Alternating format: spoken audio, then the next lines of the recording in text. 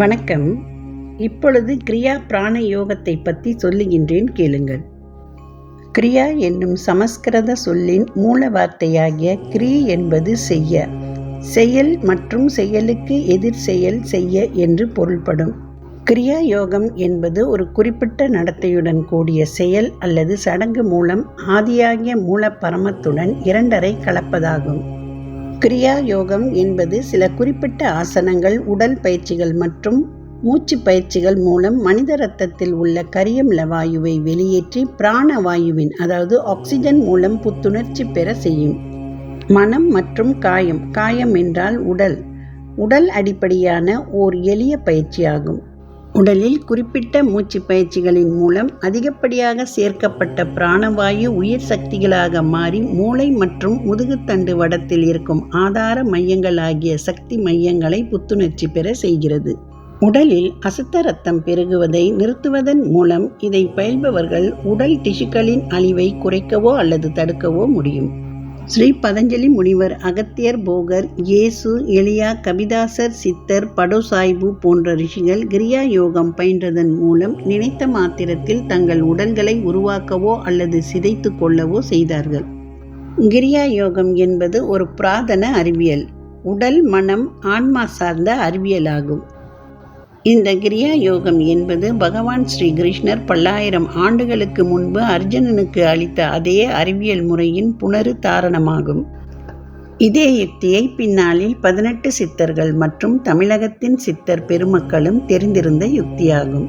பகவான் ஸ்ரீ கிருஷ்ணர் பகவத்கீதையில் 2 இடங்களில் இந்த கிரியா யோகத்தை பற்றி குறிப்பிட்டுள்ளார். உள் சுவாசத்தை வெளி சுவாசத்திற்கு அளித்து, வெளி சுவாசத்தை உள் சுவாசத்திற்கு அளித்து யோகிகள் இரு சுவாசங்களையும் சமப்படுத்துகின்றார்கள். வெளி விஷயங்களை வெளியே வைத்து தன் பார்வையை இரு புருவங்களுக்கு இடையில் நிறுத்தி நாசி துவாரங்கள் மற்றும் சுவாச கோஷங்கள் வழியாக இயங்கும். பிராணவாயு அபானவாயு ஓட்டங்களை சமப்படுத்தி ஐம்புலன்கள் சார்ந்த இந்திரியம், மனம், புத்தி இவைகளை கட்டுக்குள் அடக்கி மோட்சத்தையும் இன்பத்தையும் நாடி ஆசை, அச்சம், சினம் இவைகளை விட்டு அறவே பிரிந்து புறத் தோற்றங்களில் இருந்து தன்னை உள்ளுக்கிழுக்க வல்ல தியானத்தில் நிபுணனானவன் சாசுவதனமான முக்தனாகிறான். இப்படி பரம்பரையாக இந்த புராதன கிரியா யோகத்தை ரிஷிகள் கலியுக ஆரம்ப காலம் வரை காத்து வந்தார்கள். கடவுளின் இயற்கையான ஒளி ஓங்காரம், ஓங்காரமே பிரணவம். சப்தம் எழுப்பாத சலனம் இல்லை.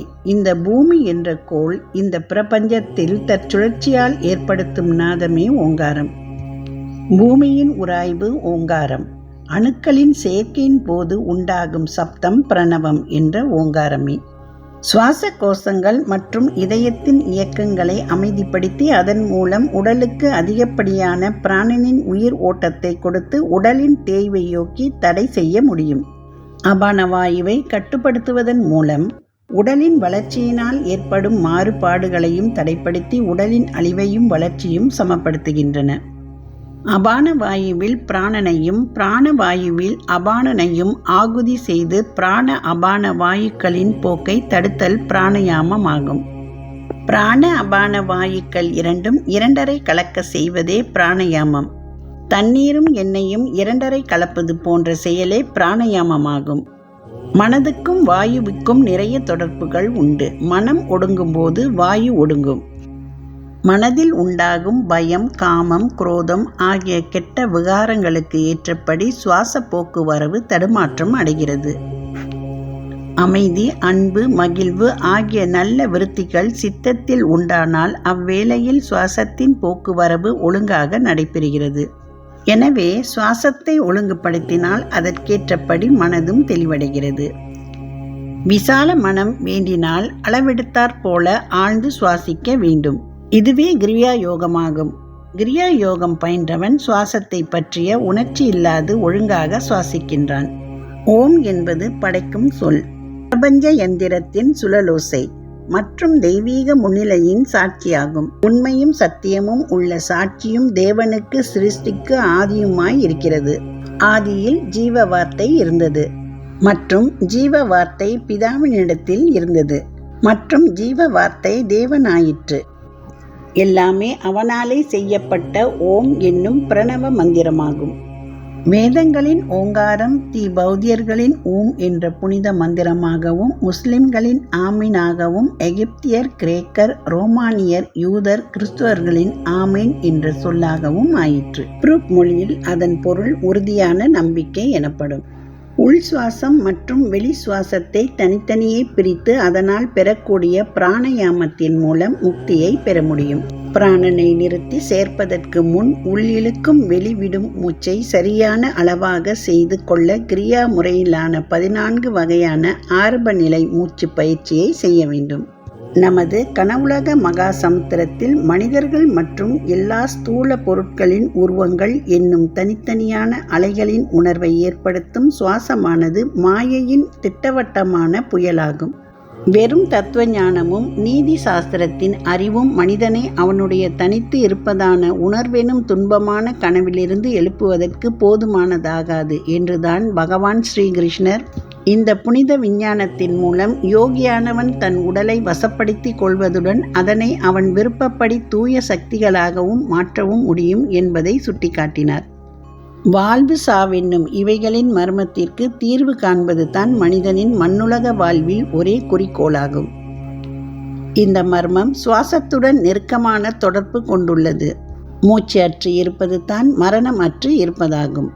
இந்தியாவின் புராதன காலத்து ரிஷிகள் இந்த உண்மையை புரிந்து கொண்டு சுவாசம்தான் ஒரே விடை என்பதை அறிந்து சரியானதும் விவேகமானதுமான ஒரே மூச்சற்ற நிலையின் கலையை கண்டறிந்தன. நம் பாரதம் உலகத்திற்கு வேறு எந்த பரிசும் கொடுக்காவிட்டாலும் கிரியா யோகம் ஒன்றே போதுமான இராஜாங்க வெகுமதியாகும். உடலுக்கும் ஆத்மாவிற்கும் சூட்சுமமான தொடர்பாக உதவ வேண்டும் என்பதற்காக இறைவன் சுவாசத்தை படைத்தான் என்று சிப்ரு தீர்க்கதரிசிகள் நன்கு அறிந்திருந்தார்கள்.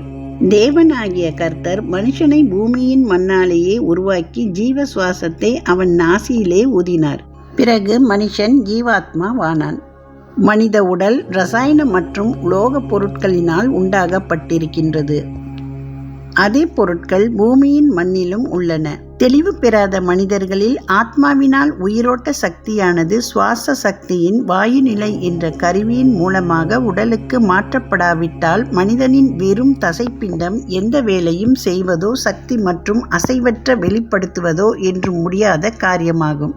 மனித உடலில் 5 வித பிராணனாக அல்லது சூட்சுமமான உயிர் சக்தியாக செயல்படும் உயிரோட்டங்கள் எங்கும் நிறைந்த ஆன்மா உடைய ஓம் அதிர்வலையின் வெளிப்படையே ஆகும். ஆன்ம மூலாதாரத்தில் இருந்து மாமிச உயிரணுக்களில் ஒளிரும் மென்மையான தோற்றம் போன்ற உயிரின் பிரதிபலிப்புத்தான் மனிதனுக்கு தன் உடலின் மீதுள்ள பற்றின் ஒரே காரணம். ஒரு மனிதன் பொய்யாகத்தான் தன் உடலை தான் என்று காண்கின்றான்.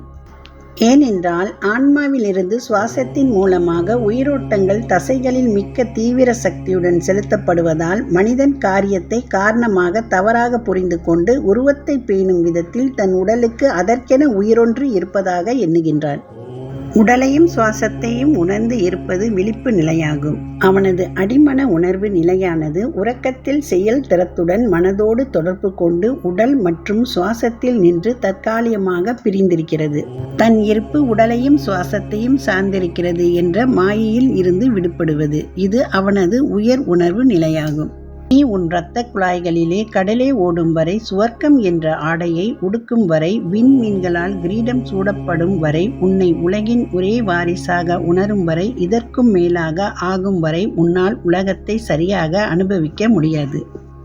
ஏனெனில் அதில் உள்ள மனிதர்கள் யாவரும் உன்னை போலவே தனி வாரிசாக ஆகிறார்கள். லோபிகள் பொன்னில் எப்படி மகிழ்கிறார்களோ, அரசர்கள் செங்கோல்களில் எப்படி ஆனந்தப்படுகிறார்களோ, அப்படி நீயும் கடவுளை கண்டு ஆடிப்பாடி ஆனந்தமடையும் வரை, கடவுளுடன் எல்லா காலங்களிலும் உன் நடைபேச்சு இவைகளைப் போல் நன்கு பரிசமாகும் வரை, நிழலார்ந்த சூனியத்தில் இருந்து உலகம் உண்டானதை உள்ளார்ந்து அறியும் வரை நீ உலகத்தை சரியாக அனுபவிக்க முடியாது. ஆன்மாவிற்கும் உடலிற்கும் உள்ள சுவாச தொடர்பு பரிமாண கர்ம வினையினால் துண்டிக்கப்படும் போது மரணம் என்னும் திடீர் மாற்றம் சம்பவிக்கிறது. சரீரத்தின் செல்கள் தங்கள் இயற்கையான சக்தியற்ற தன்மைக்கு திரும்புகின்றன.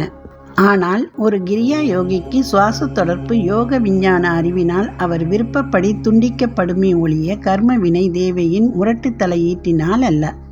கிரியா யோகம் மனிதனின் பரிமாண வளர்ச்சியை துரிதப்படுத்தும் ஒரு கருவி. புராதன கால ரிஷிகள் பேரண்ட உணர்வு நிலையின் ரகசியம் சுவாசத்தை கட்டுப்படுத்துவதுடன் நெருக்கமாக இணைக்கப்பட்டிருக்கிறது என்பதை கண்டனர். பொதுவாக இதயத்தின் செயலை பராமரிப்பதற்காக கிரகிக்கப்படும் உயிர் சக்தியானது மூச்சின் இடையறாத தேவைகளை ஒரு வழிமுறையால் சாந்தப்படுத்தியும் நிறுத்தி வைத்தும் இன்னும் உயர்ந்த நிலைகளில் இயங்குவதற்காக விடுவிக்கப்பட வேண்டும். கிரியா யோகி தன் உயிர் சக்தியை மனதினால் மேலும் கீழும் முதுகுத்தண்டில் உள்ள 6 சக்கரங்களையும் சுற்றி மூலாதாரம், சுவாதிஷ்டானம், மணிப்பூரகம், அநாகதம், விசுத்தி, ஆக்ஞா, சகஸ்ராவையும் இயங்க வைக்கின்றான். அவைகள் விஸ்வ புருஷனின் அடையாளமாக ராசி மண்டலத்தின் 12 ராசிகளுடன் பொருந்துபவையாகும்.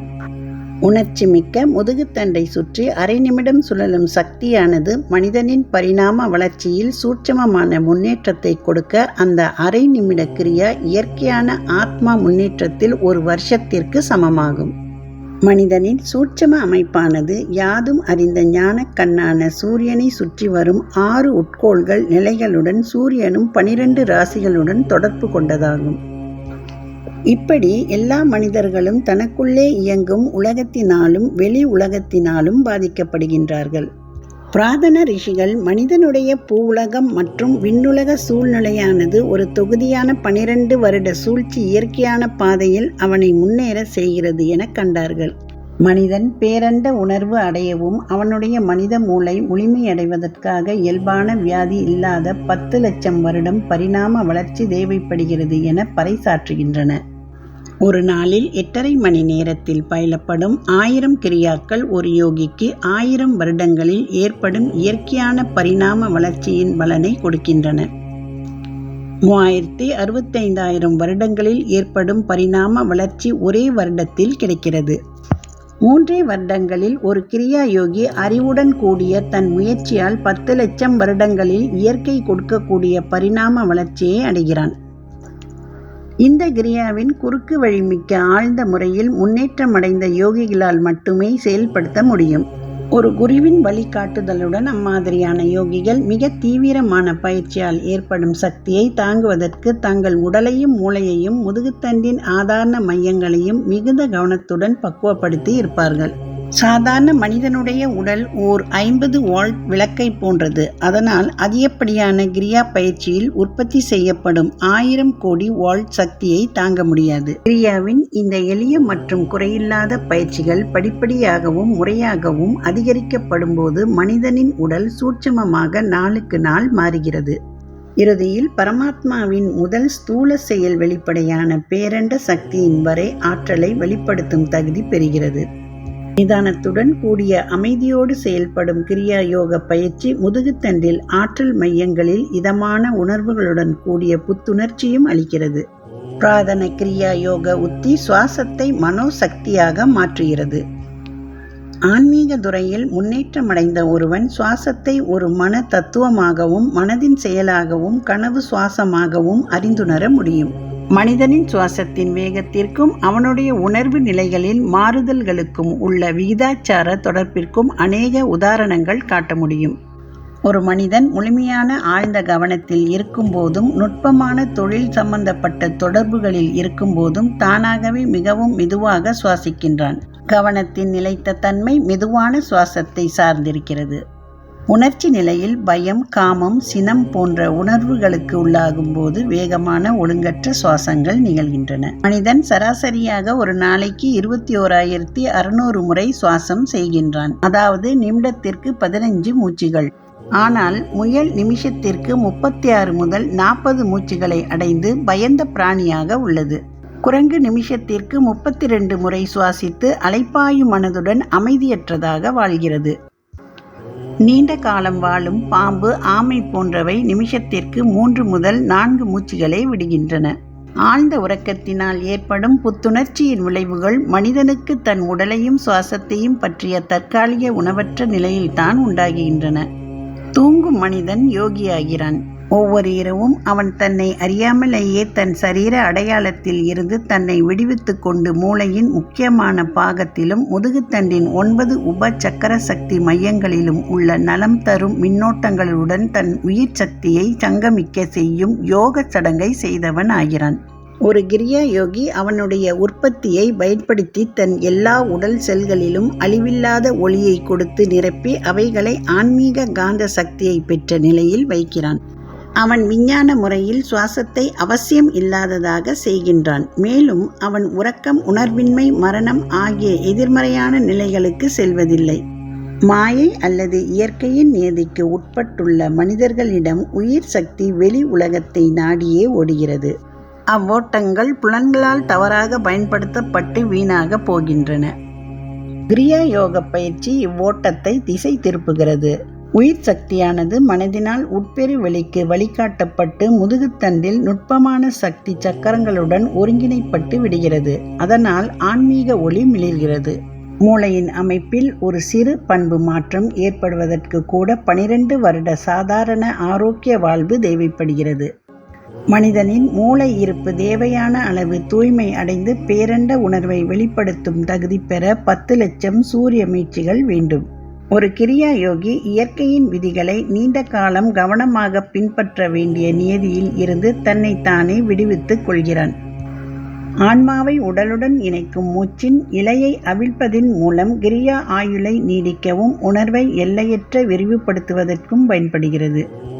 இந்த கிரியா யோக யுக்திகள் மனதிற்கும் விஷயங்களில் சிக்குண்ட புலன்களுக்கும் இடையே ஏற்படும் பல பரீட்சை வெற்றி கொண்டு பக்தனுக்கு முடிவற்ற பேரின்பத்தை திருப்பவும் உரிமையாகிறது. பிறகு அவன் தன் உண்மையான நிலை சரீரக்கூட்டினாலோ அல்லது சுவாசத்தினாலோ கட்டுப்படுத்தப்படவில்லை என அறிகிறான். இயற்கையின் அடிப்படை கட்டாயமான காற்றிற்கு அழியும் மனிதன் அடிமைப்பட்டுள்ளதன் சின்னமே சுவாசம்தான். ஒரு கிரியா யோகி உடலையும் மனதையும் ஆளும் வல்லமை உடையவனாகி இறுதி பகைவனான மரணத்தையும் முடிவில் வெற்றி கொள்கிறான். ஆதலால் மனிதர்களை உண்ணும் மரணத்தை நீ உண்டுவிடு. மரணம் அடைந்த பின்னே மடிவதென்பதில்லை. பரிகசிக்கப்படும் கடைசி தருணம் மரணம். உள்மன நோக்கு அல்லது மௌனத்தில் அமர்ந்திருத்தல் என்பது உயிர் சக்தியின் மூலம் ஒன்று சேர இணைக்கப்பட்ட மனதையும் புலன்களையும் பலவந்தமாக பிரிக்க முயற்சிக்கின்ற அறிவியலுக்கு பொருந்தாத ஒரு வழியாகும்.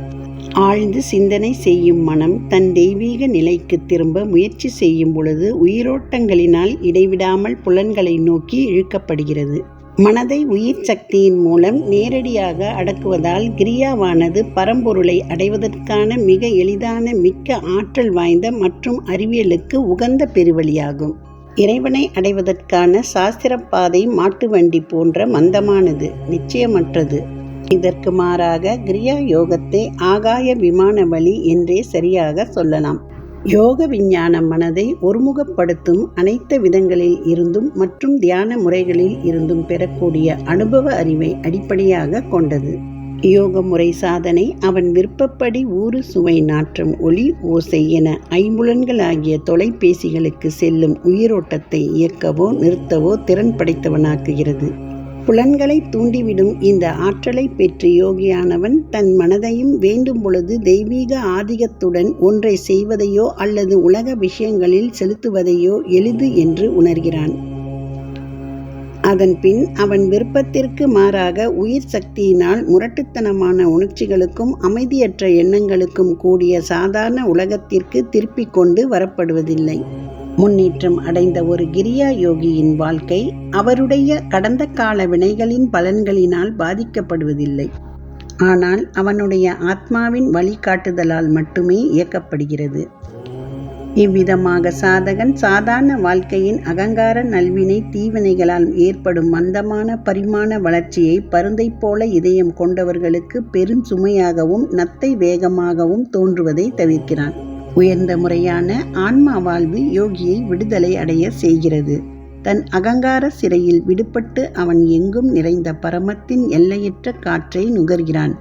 அதனுடன் ஒப்பிடும் பொழுது இயல்பான வாழ்க்கையின் அடிமை நிலை தாழ்வுபடுத்தும் கதியில் அமைந்துள்ளது. மனிதன் தன் வாழ்வை வெறும் பரிமாண நியதிக்கு உட்படுத்திக் கொண்டால் அவன் தீவிர முன்னேற்றம் அடைய இயற்கையிடம் இருந்து எந்த சலுகையும் வலிந்து பெற முடியாது. அவனுடைய மனதையும் உடலையும் இயக்கும் விதிகளுக்கு விரோதமாக தவறு செய்யாமல் வாழ்ந்தாலும் கூட இறுதியான விடுதலையை அடைய அவனுக்கு மாறு வேஷங்கள் உடைய பல பிறவிகளான 10 லட்ச வருடங்கள் தேவைப்படுகிறது. ஓர் ஆயிரம் வருடங்களை வெறுப்புடன் நோக்குபவர்களுக்கு ஆன்ம தனித்தன்மையை வேண்டி உடல் மற்றும் உள்ளத்துடன் தன்னை ஐக்கியப்படுத்திக் கொள்ளாமல் இருக்கும் ஒரு யோகியின் தூர தரிசன முறைகள் பரிந்துரைக்கப்படுகின்றன. இந்த காலத்து கணக்கு ஆன்மாவுடனும் ஏன் இயற்கையுடனும் கூட இணக்கமில்லாமல் வாழும் சாதாரண மனிதர்களுக்கு இன்னும் அதிகரிக்கும். இயற்கையான சிக்கல்களில் ஈடுபட்டு அவனுடைய எண்ணங்களாலும் உடலாலும் இயற்கையின் இனிமையான நல்லுணர்வு நிலையை மீறுகிறான். அப்படிப்பட்டவர்களுக்கு விடுதலை பெற 20 லட்சம் ஆண்டுகள் கூட போதுமானதல்ல. ஒரு கிரியா யோகி நிலையற்ற உண்மைகளையும் விடுதலைகளையும் உதறி தள்ளி எல்லா மாயையும் கடந்து தலைக்களற்று தன்னுள் நிலை பெறுகிறான். உண்மையான யோகி ஒருவன் தன் எண்ணங்கள், இச்சைகள், உணர்ச்சிகள் யாவற்றையும் உடல் ஆசைகளுடன் தவறாக ஒன்றுபடுவதில்லை. அதை இருந்து தடுத்து தன் மனதையும் முதுகுத்தண்டின் ஆலயங்களில் உள்ள உயர் உணர்வு சக்திகளுடன் பிணைத்து கடவுள் வழிவகுத்தபடி இவ்வுலகில் வாழ்கிறார்கள். அவர்கள் கடந்த காலத்தின் தூண்டுதல்களினாலோ அல்லது மனிதனின் மடமையினாலோ உண்டாகும் புது ஆவல்களினாலோ உந்தப்படுவதில்லை.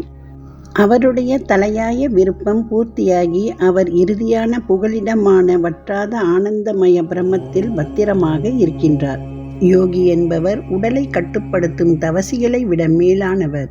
கிரியா யோகம் பகவத்கீதையில் அடிக்கடி புகழ் பெற்றிருக்கும் உண்மையான வேள்வியாகும். யோகியானவர் தன் மனித இச்சைகளை ஒப்புவமை மற்ற இறைவனுக்கு அர்ப்பணித்து அத்வைத்த வேள்வி தீயில் இருப்பார்கள். இது எல்லா கடந்த கால மற்றும் நிகழ்காலம் இச்சைகளையும் இறையன்பு தீயினால் எரிக்கும் ஒரு உண்மையான யோக வேள்வி சடங்காகும். முடிவான இந்த தீ எல்லா மனித மதி மயக்கங்களை பலியாக ஏற்றுக்கொண்டு மனிதனை களங்கத்தில் இருந்து தூய்மைப்படுத்துகிறது. அவருடைய உருவகமான எலும்புகளில் இருந்து இச்சை என்னும் எல்லா சதையும் நீக்கப்பட்டு கர்மவினை என்னும் எலும்புக்கூடு ஞானம் என்கின்ற சூரியனால் வெளுக்கப்பட்டு மனிதனின் முன்பு படைத்தவனின் முன்பு தீங்கற்றவனாகி கடைசியில் அவன் புனிதனாகிறான். கிரியா யோக அணுகுமுறைகள்: யம, நியம, ஆசன, பிராணயாம, பிரத்யாஹர, தாரண, தியான, சாமதய, அஷ்டாவங்கானி. கிரியா பகிரங்கா ஒன்றில் பஞ்ச இமயங்கள், அதாவது அகிம்சா. அகிம்சா என்றால் உயிர் கொலை புரியாமை, புலால் உண்ணாமை, தூய சாத்வீக சைவ உணவை உட்கொள்ளுதலாகும். சத்யா என்பது எந்த நிலையிலும் உண்மை நிலை தவறாமல் இருக்க வேண்டும். அஸ்தேயா என்பது களவு செய்யாமை, திருடாமை என்பதாகும். பிரம்மச்சரியா: கனவிலும் ஸ்கலிதம் இல்லாத பிரம்மச்சரியம் காத்தல், உயிர் சக்தி என்ற விந்து நாதத்தை கட்டி காத்தலே பிரம்மச்சரியம் ஆகும். குடும்பஸ்தர்கள், கிரகஸ்தர்கள் மாதம் 2 முறைக்கு மேல் பாலுறவு கொள்ளக்கூடாது. அபரிக்கா என்பது புலன் இன்பங்களில் அளவு முறை யாரிடம் இருந்தும் எதையும் எதிர்பார்க்காத நிலை, தேவைக்கு மேல் ஏற்காத நிலை ஆகும். கிரியா பரிரங்கா 2இல் பஞ்ச நிமயங்கள். சாயுச்சா என்பது உடை, உடல், மன தூய்மை, அதாவது புற அகத் தூய்மையாகும். சந்தோஷா என்பது நாம் எதை கொண்டு இருக்கின்றோமோ அதை கொண்டு திருப்திப்படுதல், போதும் என்ற சமாதானம் மனதால் ஈடற்ற சுகம் லாபமாகிறது. போதும் என்ற மனமே பொன் செய்யும் மருந்தாகும். தபஸ் என்பது விளக்கு வழிபாடு. வாரம் 1 முறை உடல் உழைப்பில்லாத நாளில், பொதுவாக ஞாயிற்றுக்கிழமை மற்றும் மாதம் 1 முறை நிறை நாளான பௌர்ணமியில் சூரிய உதயம் முதல் அஸ்தமனம் வரை உண்ணா உரையா, முடிந்தால் மௌன நோன்பு நோற்றலாகும். ஸ்வதயா என்பது இஷ்ட தேவதையை துதித்து சுய ஆய்வு என்ற தன்னிலை ஆய்வு என்ற தெய்வ நிலை. ஆய்வு தினமும் படுக்கைக்கு செல்வதற்கு முன் இரவு நேர தவம் துவங்கும் முன் 1/2 மணி நேரம் தன் எண்ணம், தன் செயலை பற்றி ஆய்வு செய்து தர்மத்தின் வழி செல்வதற்காக சங்கல்பம் செய்து கொள்ளுதல் வேண்டும். ஈஸ்வர பிரணிதானா என்பது முழுமையான அர்ப்பணிப்பு. நாம் சார்ந்து இருக்கும் தொழிலை நம்மை முழுமையாக ஒப்படைத்தல். தொழில் மரியாதையே தெய்வ மரியாதையாகும். உடல் செல்களில் தேங்கும் அதிகப்படியான கரியமில வாயுவை அகற்றி பிராணனை அதிகப்படுத்தி நாளெல்லாம் புத்துணர்ச்சியோடு வைத்துக் கொள்வதற்கான மூச்சு பயிற்சிகள் செய்ய வேண்டும். சுவாச கோஷங்கள், இதயம் மற்றும் மூளையின் செல்களுக்கு பிராணனை எடுத்து செல்லக்கூடிய புராதன முறையிலான சிறப்பு மூச்சு பயிற்சிகள் சித்தர்களால் பிரத்யேகமாக உபதேசிக்கப்பட்டவையாகும். பிரத்தியாகாரம் என்றால் புலன்கள் வழி இயங்கிக் கொண்டிருக்கும் மனதை அவற்றில் வழி செல்லாமல் தடுத்தல், உயிராற்றல் செலவை கட்டுப்படுத்தலாகும். தாரணா என்பது குறிப்பிட்ட ஏதாவது ஒரு பொருளின் மீது முழு மனமும் அசைவற்று நிறுத்தப்படும் நிலைதான் தாரணமாகும். தியானம் என்பது இடைவிடாது தாரணா மனநிலை. கொஞ்ச நேரம் நீடித்தால் அது தியானமாகும். 12 வினாடிகள் ஒரு குறிப்பிட்ட பொருளால் மனம் நின்றால் ஒரு தாரணையாகும். 12 தாரணைகள், அதாவது 2.5 நிமிடம் சேர்ந்தது ஒரு தியானமாகும். 12 தியானம், அதாவது 29 நிமிடங்கள் தாரணையில் இடைவிடாமல் நின்றால் ஒரு சமாதியாகும். ஓங்கார தியானம், சாம்பவி மகா தியானம், சூட்சும தாமரை தியானம், பிடரிக்கண் தியானம், ஏதுமற்ற சூன்ய தியானம். தியானம் எல்லா வடிவங்களையும் விட்டு தியான பொருளை மட்டும் காட்டி விருந்தளிக்க இல்லாத போன்ற நிலையில் அமைந்தால் சமாதியாகும். பார்ப்பவன், பார்க்கப்படும் பொருள், பார்த்தல் மூன்றும் ஒன்றான ஏகாந்த நிலையாகும். ஆத்ம தியானம் பழகுகிற யோகியின் அடங்கிய மனதுக்கு காற்றில்லா இடத்தில் வைத்த தீபம் அசையாதிருப்பது போல ஓமானமாக கருதப்படும். தெய்வீகமாக ஏற்படுத்தப்பட்ட இந்த வாசல்களினால் யோகி ஞான முறையிலான தியானத்தின் மூலம் உடல் என்ற சிறையில் இருந்து தப்பி ஆத்மாவுடன் திரும்பவும் ஒன்றிவிடுகிறார். இந்த கிரியா யோகம் 5 கிளேசங்களையும் வலுவிழக்க செய்வதுடன் சமாதி தோன்ற காரணமாய் உள்ளது. அறியாமை, நான், எனது என்னும் அகங்காரம், விருப்பு வெறுப்பு, உயிர் வாழ துடிப்பு அல்லது மரண பயம் ஆகியவை பஞ்ச கிளேசங்கள் என்னும் இருளாகும். 7 நட்சத்திரங்களின் மர்மம் என்னவென்றால் 7 கோயில்கள், மூலையில் 7 ஒளித்தாமரைகள், முதுகுத்தண்டில் அச்சில் உள்ள கன்னி கதவுகள் என்பவையே குறிப்பிடுகின்றன.